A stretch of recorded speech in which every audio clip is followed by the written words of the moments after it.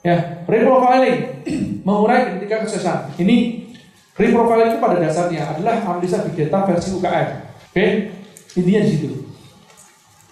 Nah, cuma kita pakai caranya dibalik dulu. Sebenarnya caranya kapitalis juga serupa. Ya, baik itu marketplace dan yang lain-lain sama. Tes, dengan tes duluan, luncurkan, kemudian ukur, ya, kemudian rancang strateginya kemudian. Jadi kadang-kadang kita tuh nggak ngerti loh. Ya, Gojek ini maunya apa? Kok jualnya kok begini terus? Ya kan? Tokopedia gitu juga, atau Shopee bagaimana itu? Kok subsidi kok segini terus? Kok jual sederhana 800 rupiah? Ya, 700 rupiah.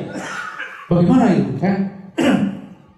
Oke, nah ini untuk UKM antara lain manfaat dari profiling itu untuk uji anonim. Ya jelas kan, sudah saya sebutkan uji anonim. Cari produk penetrasi dan produk unggulan. Dari data penjualan, ketahuan mana yang sering diorder pertama kali. Ya, kalau paling gampang itu kan,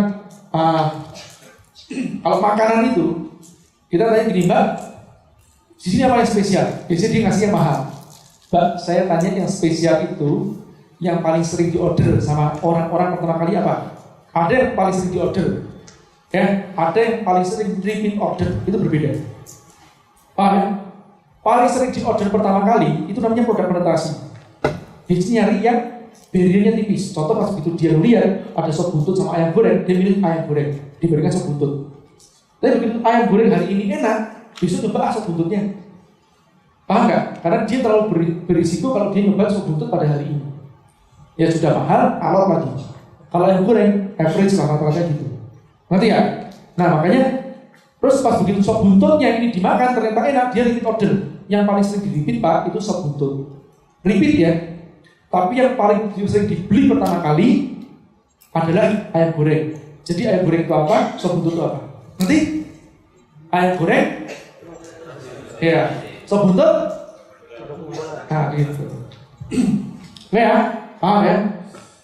Jagoan-jagoan juga ya. Insya Allah ya. Ini Anda pulang, ya, insya Allah bisa berbagi sama kawan-kawan gitu kan. Saya nggak gurih ya. Anda menguasai bukan Solaris dari profile, udah insya Allah udah lebih dari cukup untuk membuat omset 1 miliar per bulan. Oke. Menentukan lokasi yang tepat untuk tadi sudah. Acuan desain produk sesuai interest. Nah ini juga kita bisa reprofile kan.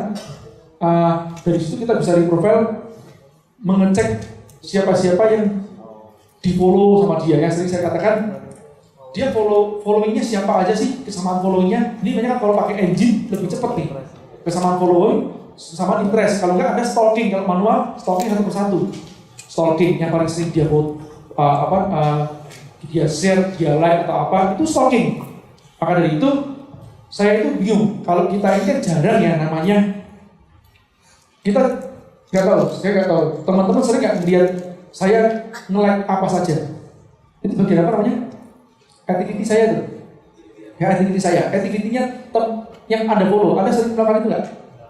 Nggak. Nah ini Anda harus melakukan kepada pelanggan Anda. Jadi caranya pelanggan Anda follow kan?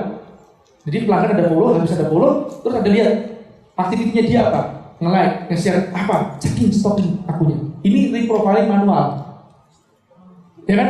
Nah, karena belum ada engine-nya. Kemarin makanya saya tanya sama Matthew kan, Matt, gini sudah ada engine-nya belum ya Matt ya?